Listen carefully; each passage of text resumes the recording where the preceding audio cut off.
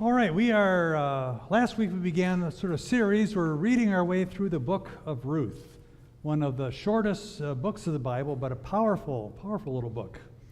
As with most stories, though, context makes a huge difference. What was the setting where this story takes place? The book of Ruth begins with these words. It says, "In the days that the judges ruled." So what does that mean? Well, it means it's a time where we had the book of Judges. Again, we have our timeline over on the wall here. We have the time of the judges. So I just lost my laser pointer. Bummer. All right. There it is. All right, who's doing that? Oh, Lee. All right, so I was wondering, who would carry a laser pointer with them? All right, so the time of the judges, they came out of the Exodus. They were slaves in Egypt. They spent 40 years in the wilderness. Then they have this conquest of the promised land, this land of Canaan. Now, this is a time of great difficulty. So the book of Judges tells the story of these years. And if you want to understand that better, I invite you to read the book of Judges. Only do not let your kids read this book. All right, this is an R-rated book, at least. All right, it is filled with sex and violence. And if someone who wasn't a Christian picked up the book of Judges and read that and thought that was somehow descriptive of how we are supposed to live, they would shudder, and I would too. I mean, it's terrible. But it's included. It's part of our story. Genocide is part of our story, right? And it's hard to gloss over it. It's there. The book ends just with this awful, it goes Judges right into the book of Ruth. And Judges ends with this terrible story about a woman from Bethlehem who's brutally raped, and that escalating spiral of violence ends up in the slaughter and genocide of thousands of people, not against their enemies, but the people of God fighting each other and killing each other. And that's how the book of Judges ends. It's just utter chaos, and people are lawless, doing whatever they think is right. This is the world that Ruth lives in, this time of the judges. Not a lot of light, not a lot of hope going on. So last week, in the midst of this time, we met Naomi, a Hebrew woman from Bethlehem. She and her husband, her two sons, were facing starvation because a famine had come into the land. And this famine lasts for decades. It was a long-term famine. There was no bouncing back from this. So they decide to immigrate. They leave Bethlehem. They go to the land of Moab. And that's where they begin a new life together. The boys grow up. They marry local Moabite girls. But then tragedy strikes. We're not sure what happened, but both Naomi's husband and both of her sons die. And Naomi then is left without a future, without a hope. She's angry at God and laments against God, but she realizes there's nothing for her in Moab anymore. And so she returns to Bethlehem, where she might survive on the charity of others. Well, last week we also met Ruth. Her daughter, one of her daughters-in-law, who gives up her hope of remarrying and pledges her lifelong loyalty to Naomi. And she's going to go with Naomi in order to take care of her, because Naomi has no one. And so she decides to go with Naomi back to Bethlehem. Well, today in our text, we're going to be meeting another major character in the story. His name is Boaz. He's a prominent, rich man. And it ends up, he was related to Naomi's husband, this husband who had died.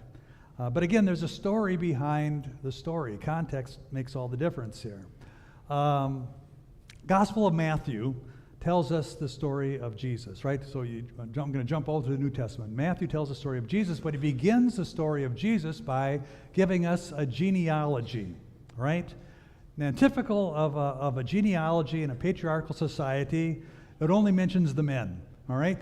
And so you've got 41 generations from Abraham to Jesus, and they list all the men who are part of that, except there's 5 instances where a footnote is placed.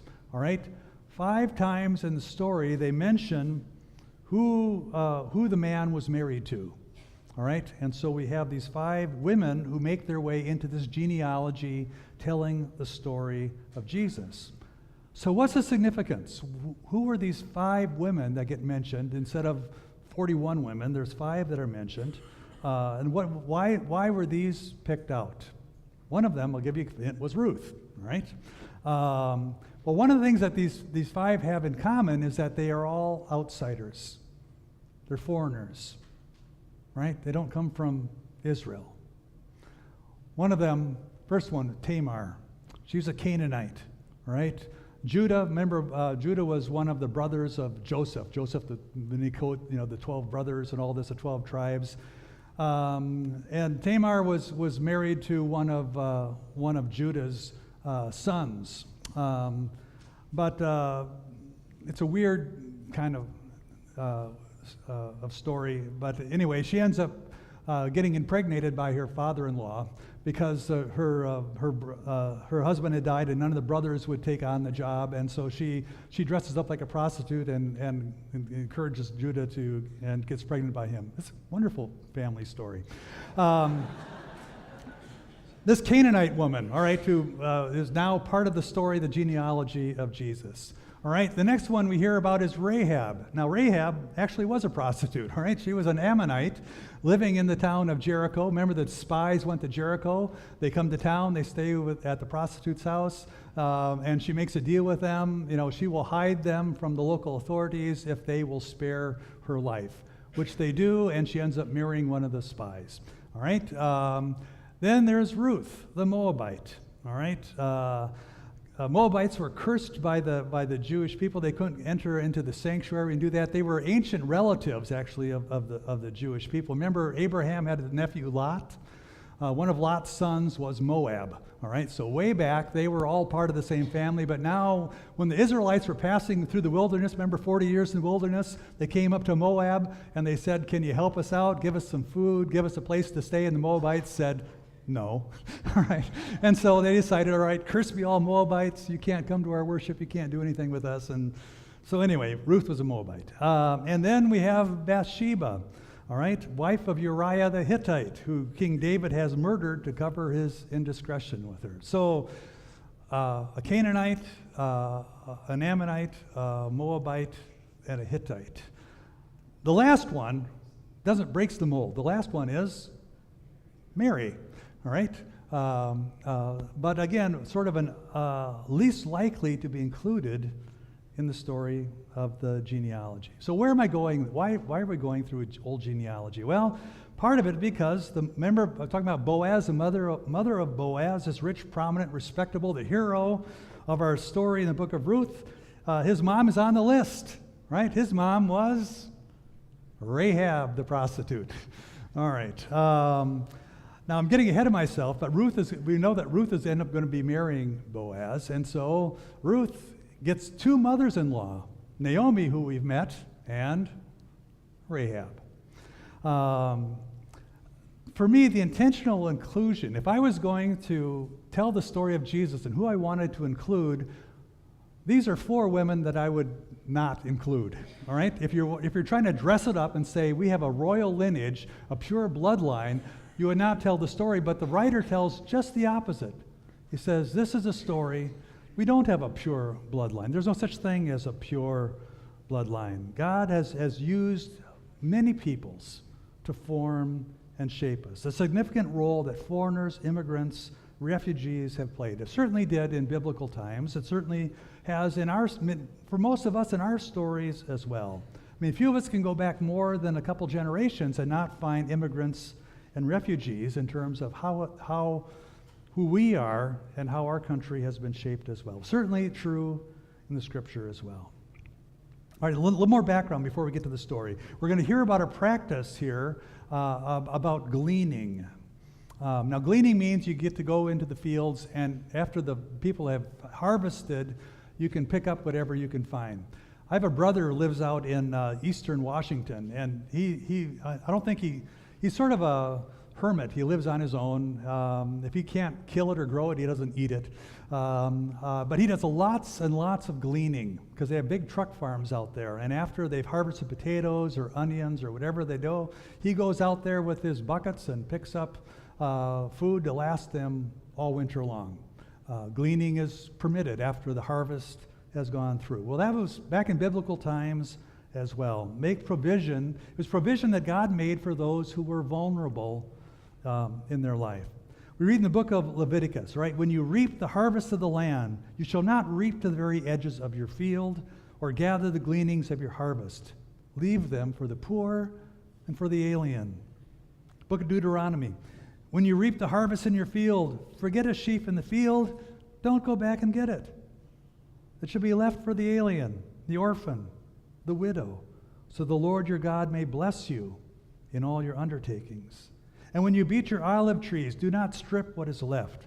It shall be left for the alien, the orphan, the widow. When you gather the grapes from your vineyard, do not glean what is left. It shall be left for the alien, the orphan, and the widow. Remember, you were once a slave in the land of Egypt. Therefore, I'm commanding you to do this. Reminder, you once had nothing.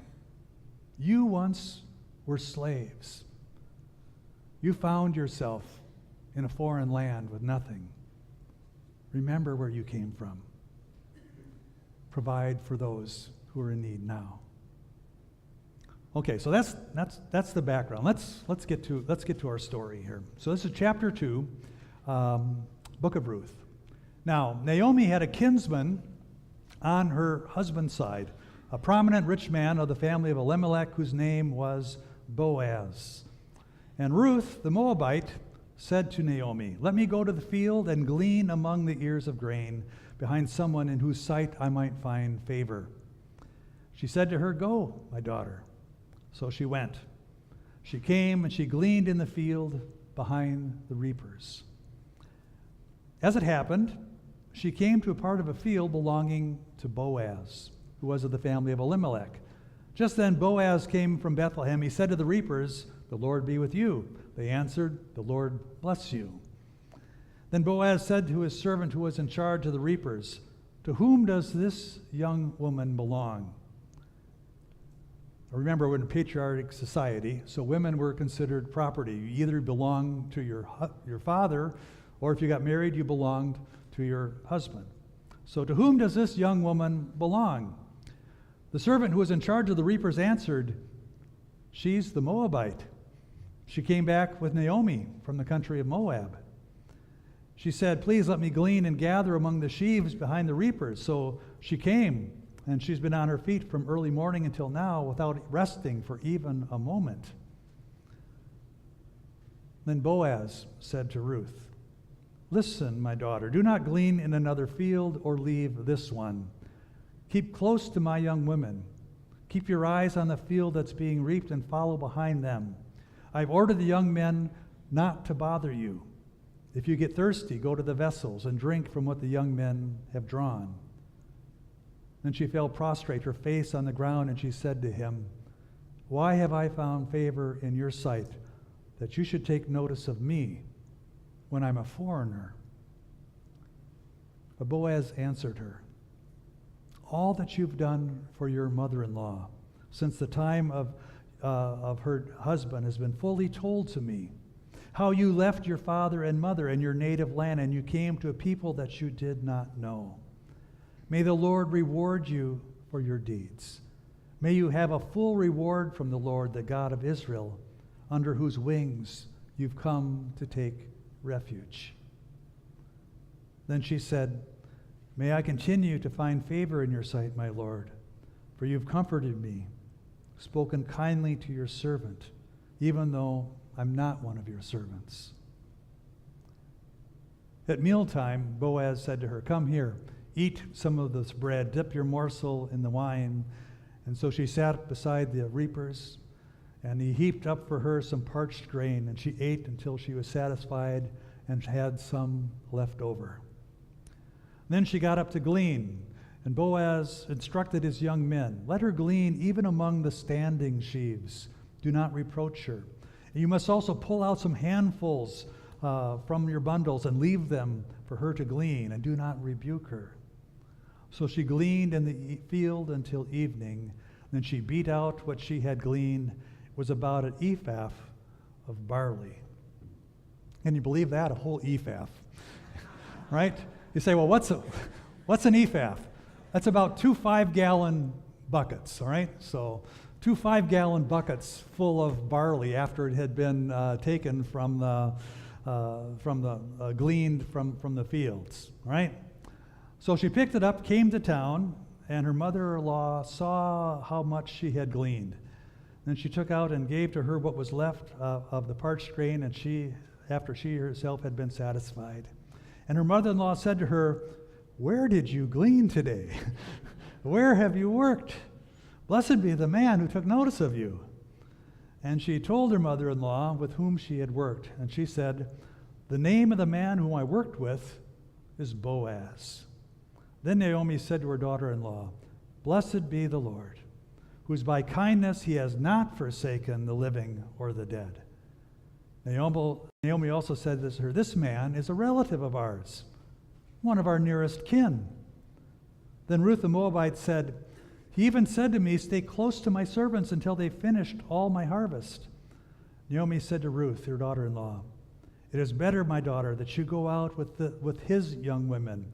Otherwise you might be bothered in another field." So she stayed close to the young women of Boaz, gleaning until the end of the barley and the wheat harvests, and she lived with her mother-in-law.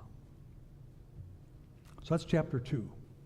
Did you catch that thing sort of back at the beginning of the chapter? The writer says, "As it happened, she came to a field belonging to Boaz." Now, the writer was not saying Ruth was lucky. She happened to come to the field of Boaz. Rather, the writer is saying she was blessed. God led her to this field of Boaz. Now, how does that work exactly? I mean, that's one of the things. I don't think God is up there micromanaging our daily affairs, opening up parking places for us, changing traffic lights for us, for our convenience. I don't think God is a puppet master manipulating every little thing, where we go, what we do, and things that happen. But we have free wills. We have choices that we are able to make. But I do believe that God provides opportunities for us and opportunities for people to do the right thing.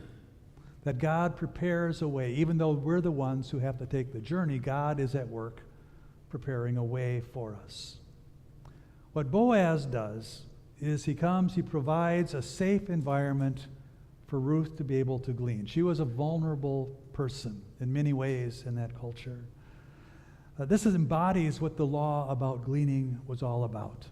Those who are most vulnerable are provided for, are protected. Boaz has compassion. When Boaz learns who Ruth is, he learns about her selfless love that she has shown for Naomi. He acts, and he says, "You stay with me." Remember what he said? He said this. He says, "You left your father and your mother and your native land. You came to a people that you did not know. May the Lord reward you for your deeds.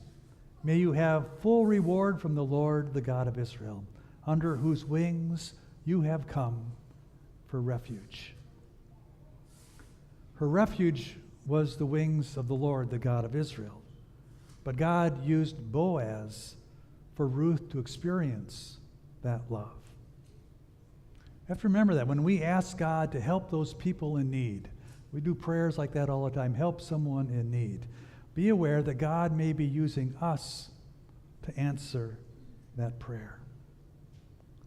When Naomi hears about Boaz, she proclaims, "Blessed be the Lord, whose kindness has not forsaken the living or the dead." She knows that Ruth is not just lucky, right? She knows that Ruth is blessed, and that through that, she also is blessed, that God was at work in this. Naomi also says to Ruth, he says, this man is a relative of ours, one of our nearest kin. Now that the English translation, nearest kin, is something, as a person had a very special role. The Hebrew word is goel. All right, this person is a goel. He's our redeemer kinsman. Now the role of the goel in the family was a male relative, and they had certain duties. It's all laid out in various Old Testament laws. They had responsibility to act on behalf of a relative who was someone who was in trouble or in danger or in need. You remember when Lot got kidnapped? Abraham goes to help him. They were tasked to do different things, maybe to avenge someone if some wrong had been done to a relative. The goels, their job is to be the avenger. Or if they've lost their property, their goal is to go to be the redeemer, to pay the price. Sometimes people went into debt. The goel would go to pay the price to buy them out of their debt, out of their slavery, to do that, to redeem property or person. So this was the role in the family, and Naomi says, Boaz is our goel. He is the redeemer kinsman of our family. And we will hear all about that next week when we hit chapter 3.